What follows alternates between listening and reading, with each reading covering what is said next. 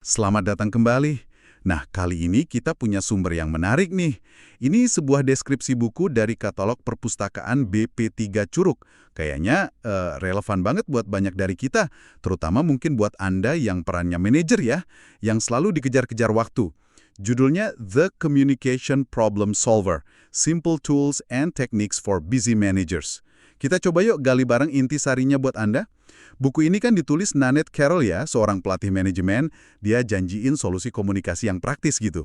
Tujuannya sih jelas, bantu manajer sibuk biar tetap bisa dorong produktivitas tim dan juga kesuksesan bisnis ya, tanpa malah nambahin beban kerja. Kedengarannya oke banget kan? Gimana caranya mecahin masalah komunikasi tapi nggak makan waktu banyak? Iya, betul sekali. Yang langsung kelihatan menonjol itu fokusnya ke penyelesaian masalah orang. Tahu kan isu-isu interpersonal itu, jujur aja sering jadi apa ya, duri dalam daging gitu buat produktivitas. Nah, sumber ini juga menekankan sesuatu yang menurut saya krusial tapi sering kelewat, yaitu pentingnya menganalisis keterampilan komunikasi Anda sendiri dulu. Gitu. Jadi sebelum nunjuk orang lain, coba lihat ke dalam diri. Oh, jadi introspeksi dulu ya? Iya, ini kan langkah efisien sebenarnya. Karena kalau kita atasi akar masalah dari sisi kita, ya bisa mencegah konflik berulang. Konflik berulang itu kan buang-buang waktu banget. Jadi ya ini relevan buat siapa aja, tapi buat manajer sibuk, wah ini bisa jadi penghemat waktu yang signifikan. Itu poin bagus soal introspeksi. Nah, deskripsi ini kan terus ngejabarin beberapa keterampilan kunci ya. Saya jadi penasaran, alat praktisnya apa aja nih yang ditawarin buat ngatasin masalah orang tadi? Biar efisien gitu. Deskripsinya nyebutin hal-hal kayak menetapkan ekspektasi yang jelas, terus ngajuin pertanyaan yang tepat, mengasah pendengaran juga, menghindari penilaian emosional, kasih umpan balik berguna, mendorong kolaborasi, delegasi efektif, perbaiki diskusi kinerja pakai fakta, sama bangun kepercayaan. Wah, lumayan panjang ya daftarnya. Kelihatannya memang standar ya daftarnya, tapi coba kita lihat dari kacamata manajer sibuk tadi. Contohnya menetapkan ekspektasi yang jelas.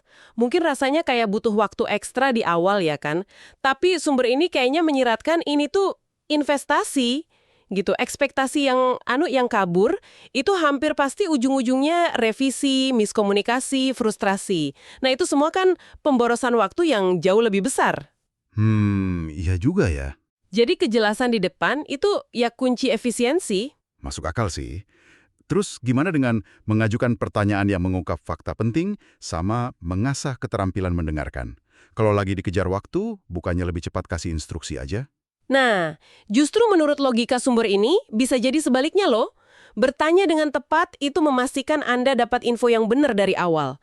Jadi menghindari asumsi. Asumsi kan bisa, wah fatal akibatnya, dan butuh perbaikan nanti. Itu makan waktu lagi.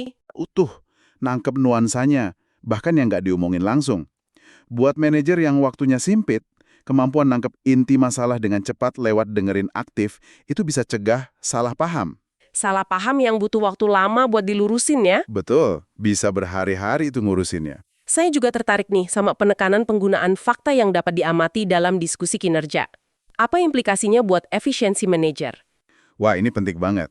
Sumber ini kan menekankan ya, pas kasih masukan kinerja, fokusnya ke apa yang kelihatan atau kedengaran, bukan interpretasi atau asumsi kita.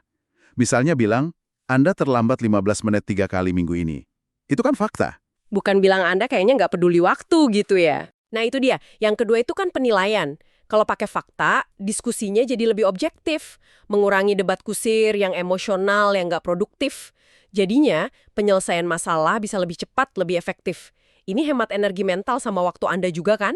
Jadi, semua keterampilan ini intinya kayak mekanisme efisiensi yang nyamar jadi teknik komunikasi ya. Deskripsi ini juga bilang bukunya mudah diakses, penuh contoh nyata, terus nawarin solusi praktis. Kayaknya emang dirancang biar bisa langsung diterapin gitu ya. Buat pemimpin yang nggak punya banyak waktu buat teori yang ribet. Tepat. Jadi kalau kita tarik benang merahnya nih ya, inti dari sumber ini tuh, komunikasi efektif bukan bakat bawaan, tapi serangkaian keterampilan praktis yang bisa dipelajari. Dan yang penting, bisa menghemat waktu sama energi Anda dalam jangka panjang.